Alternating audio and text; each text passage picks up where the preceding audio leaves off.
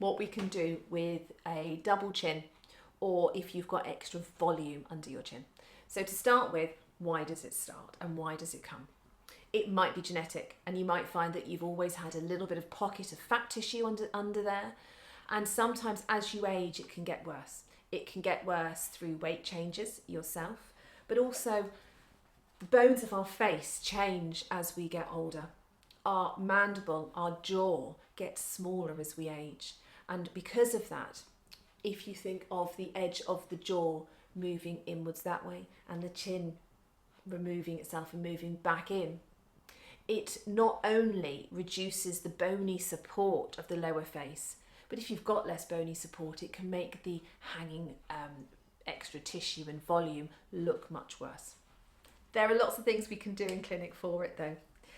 Where I'd start is come in and have a chat with us and have a good assessment of why you're having this double chin. Sometimes it's skin laxity, and if you've got a double chin because your skin is looking crepey and hanging, then we would focus more on treatment plan of tightening that skin, whether it's through radiofrequency microneedling, normal microneedling, or some form of energy-based device.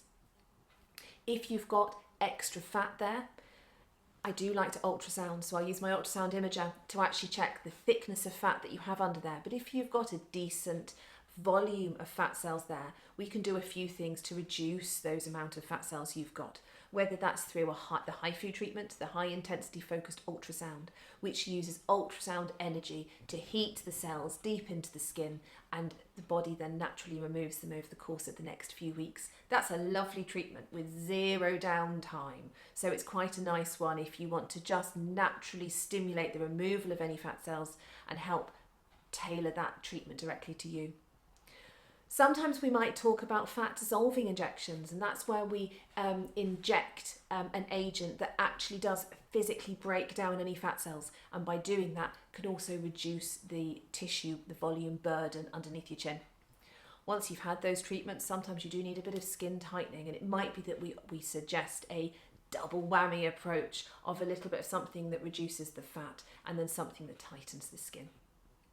Sometimes if you do have a little bit of extra tissue under the chin, although it sounds weird, if we use dermal filler to support the bone that has been lost, or even support an area that you might never have had to harmonise your features, sometimes with a well-placed piece of dermal filler in your chin to extend the chin, and sometimes at the back of the jaw to extend the jaw back, that can create the snatch jaw approach, but also can hide the appearance of a double chin by creating a linear line that the eye is drawn to.